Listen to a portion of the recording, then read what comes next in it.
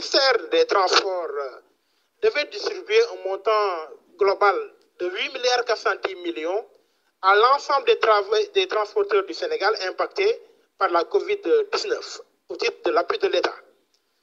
Dans ce montant, les Jakartamen devaient bénéficier de 450 millions. Je dois signaler d'ailleurs que cet argent n'est pas gardé, bien évidemment, au niveau du ministère.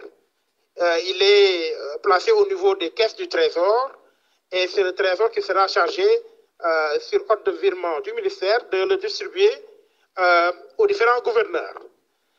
Alors, mais le problème, c'est qu'il y a eu un débat entre les deux associations de Jakartamen qui n'étaient pas d'accord sur l'utilisation finale de cet argent. Certains Jakartamen voulaient qu'on utilise l'argent comme fonds de garantie pour leur projet d'acquisition de tricycles. Et d'autres voulaient plutôt que l'argent soit simplement distribué entre tous les Jakartamen. C'est la dernière option qui a été retenue. Il fallait donc que les gouverneurs fassent un recensement exhaustif de tous les ayants droit.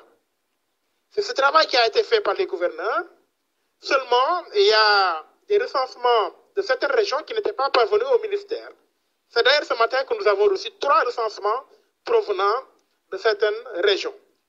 Quoi qu'il en soit, dès que la procédure administrative sera bouclée, comme l'a instruit le ministre des Transports, les Jakartamen recevront leur argent via les gouverneurs.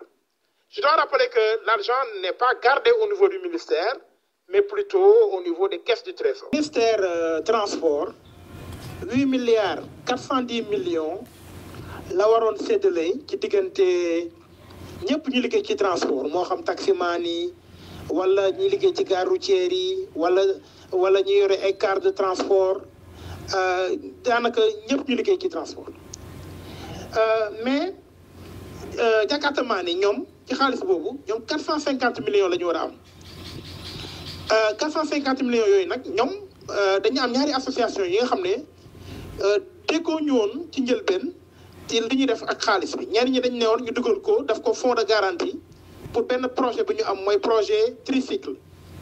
Alors ñeneen ñi nag ñoom ñu ne non xaalis bi daal nañ ko séddoo rek ku nekk jël ci lu mu moom. Finalement mooy jàpp ni séddale xaalis bi moom la ñu mujj jàpp waaye nag comme il fallait gouverneur région yi ñu daal di def ay xayma xool kan moo ko yelloo kan moo ci war a bokk ak ku ci bokkul liggéey boobu nag la gouverneur yi def waaye gaa moom gouverneur yu bëri yónnee woon nañu seen liggéey waaye am na yu desoon ba tey sax tey ki suba nañu jot ñetti recensement yi nga xam ne gouverneur yi def nañ ko waaye lu ci am solo rek mooy liggéey bi daanaka yemb na te daañu yónnee xaalis bi trésor moo koy yónnee jox ko gouverneur yi mais fàttali ne ministère transport moom xaalis du ñëw ci moom xaalis bi ci keesu trésor lay nekk ñun kayit la ñuy liggéey xaalis boobu nag day jógee trésor def ci gouverneur yi mun ko jox Jakartaman